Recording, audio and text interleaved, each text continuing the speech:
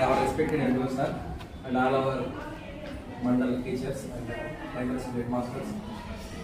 So మనకి 3 days ట్రైనింగ్లో భాగంగా మన యొక్క నిజామాబాద్ జిల్లా తరఫున district resource person and district అబ్జర్వర్గా వచ్చినటువంటి బర్డెన్ అసెసర్ గురించి 2 మాటల్లో కవిత్వం రాసి చిన్నగా చెప్పాలని సార్ పర్మిషన్ నేను ఎంఈఓ సార్ పర్మిషన్తో చెప్తామనుకుంటున్నాను సార్.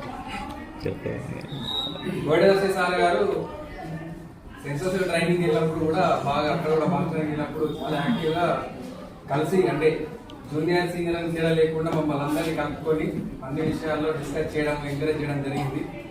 అదే కాకుండా ఆయన ఇంకా కొన్ని అంశాల్లో కూడా చక్కగా మన జిల్లా అందరూ కూడా మంచి అందరి ఎంప్లాయీస్కి ట్రైనింగ్ ఇస్తూ వారు ఇంకా మన అందరినీ కూడా ప్రోత్సాహపరుస్తున్నారు.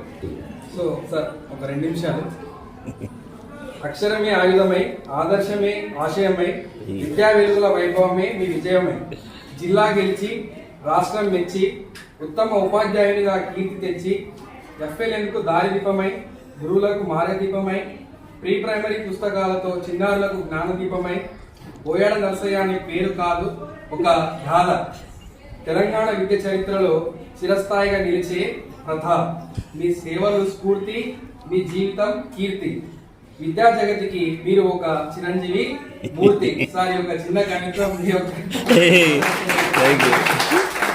అంటే సార్ నాట్ ఓన్లీ జిల్లా ఉత్తమ ఉపాధ్యాయుడు కాకుండా రాష్ట్ర స్థాయిలో కూడా మెచ్చి అందరినీ మెచ్చి అక్కడ కూడా అవార్డు చేయడం జరిగింది. నేషనల్ కూడా సార్ నామినేషన్ ఇస్తున్నారు. సో ఫ్యూచర్ లో జాతీయ స్థాయిలో కూడా ఉత్తమ ఉపాధ్యాయులుగా అవార్డు అందుకుంటారని చెప్పేసి మన సార్ కోరుకుంటూ, అదే విధంగా సార్ ప్రీ ప్రైమరీ మనకైతే టెక్స్ట్ బుక్ సంబంధించి ఏదైతే రిలీజ్ అవుతున్నాయో ఆ మాటిలో కూడా సార్ రైటర్ గా మనకు రాయడం జరిగింది. అంతేకాకుండా ఇప్పుడు డిఆర్పి అబ్జర్వర్ కానీ ప్రతిసారి డిఆర్పి తెలుగు అంటే ఫస్ట్ బర్డెన్ అసెసర్ గారు ఇట్లా అన్ని అంశాల్లో సార్ ముందుంటారు. కాబట్టి మన జిల్లాకి ప్రత్యేకంగా తెలుగు బర్డెన్ అసెసర్ టీఎస్టీఎల్ఎం అడ్మినిస్ట్రేషన్ గ్రూప్ మనకి వాట్సాప్ గ్రూప్ ఉంటుంది, టీఎస్టీఎల్ఎం అడ్మిన్ గ్రూప్ అని. తర్వాత మనకు వెబ్సైట్ కూడా ఉంటుంది, దాంట్లో కూడా సార్ అందరికి టీఎల్ఎం సంబంధించిన కాంపిటీషన్స్ పెడతారు.